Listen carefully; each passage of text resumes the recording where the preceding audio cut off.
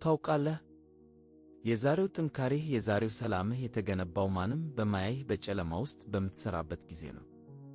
የንጋት 5 ሰዓት የደወል ድምፅ፣ ሌላው ሁሉ በእንቅልፍ ሲዋጥ፣ ያላካቸው መልእክቶች፣ ወደፊትህ አተኩረህ ያላደረግካቸው ውይይቶች፣ ሥራህን መርጠህ አላፊ ደስታን ትተህ እውነተኛና ዘላቂ ዋጋን ስትከተል የነበርክባቸው ረጅም ቀናት።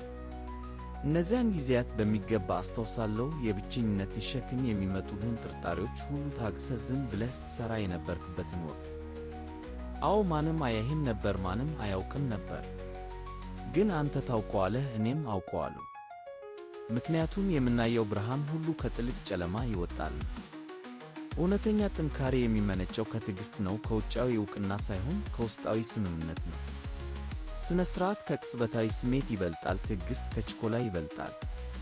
ኢጎህን ተቆጣጠር። በጸጥታ ሥራ፣ በብቸኝነት ግባ። ከአስቸጋሪው ነገር አትሽሽ፣ ከአሰልቺው ሂደት አትሸሽ። ያ ሁሉ የጥንካሬ መሠረት ነው። ትናንት የዘራኸው ዘር ነው ዛሬ ፍሬ የሰጠህ። አንድ ቀን ሥራህ ራሱ ያወራልሃል፣ ማንም ጥያቄ አይኖረውም። ዛሬ የምትገነባው ነገር የነገው አንተ ማንነት ነው። ያኔ ማንም በማያይ ጊዜ የሠራኸው የማይቋረጥ ሥራህ፣ ያ የብቸኝነት ትግል የዛሬው ማንነትህ መሠረት ነው። እኔም የዛሬው አንተ ነኝ።